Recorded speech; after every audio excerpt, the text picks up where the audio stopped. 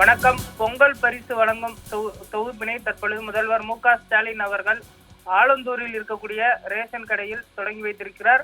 Chennai Alandur Nazareth புரத்தில் உள்ள ration கடையில் முதல்வர் மு.க.ஸ்டாலின் அவர்கள் இந்த திட்டத்தினை தொடங்கி வைத்திருக்கிறார். பொங்கல் பரிசு தொகுப்பில் 1 கிலோ பச்சரிசி, 1 கிலோ சர்க்கரை, முழு கரும்பு ஒன்று வழங்கப்படுகிறது. அதே போன்று இந்த வருடம் ரொக்கமாக 3000 ரூபாய் பயனாளிகளுக்கு வழங்கப்படுகிறது. இவர்களுக்கு ஏற்கனவே டோக்கன் ஆனது வீடு வீடாக சென்று வழங்கப்பட்டு வந்த நிலையில் தற்பொழுது இந்த திட்டமானது இன்று சென்னையில் முதல்வர் அவர்களால் தொடங்கி வைக்கப்பட்டு இருக்கிறது.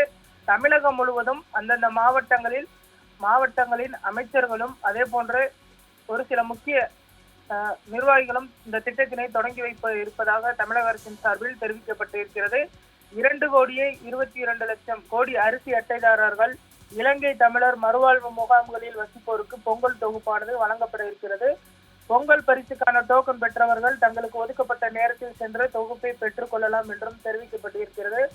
இந்த வாரம் வெள்ளிக்கிழமை விடுமுறை தினம், ஆனாலுமே கூட வெள்ளிக்கிழமை பொங்கல் பண்டிகையை முன்னிட்டு ரேஷன் கடைகள் அனைத்தும் இயங்கும் என்றும் தெரிய வந்திருக்கிறது.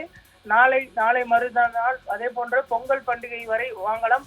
ஒருவேளை பொங்கல் பண்டிகைக்குள் வாங்க முடியாதவர்கள் பொங்கல் பண்டிகை முடிந்து கூட வாங்கலாம் என்றும் தற்பொழுது தெரிவிக்கப்பட்டு இருக்கிறது. அந்தந்த ரேஷன் கடைகளுக்கு சென்று அவர்களுடைய கைரேகையை பதிவிட்டு இந்த ரேஷன் தொகுப்பு பொருளை பெற்றுக்கொள்ளலாம் என்றும் தெரிவிக்கப்பட்டிருக்கிறது. இந்த பொங்கல் பரிசு தொகுப்பு என்பது அரிசி அட்டைதாரர்கள் மற்றும் இலங்கை தமிழர் மறுவாழ்வு முகாம்களில் வசிக்கக்கூடிய தமிழர்களுக்கும் வழங்கப்பட இருப்பது குறிப்பிடத்தக்கது.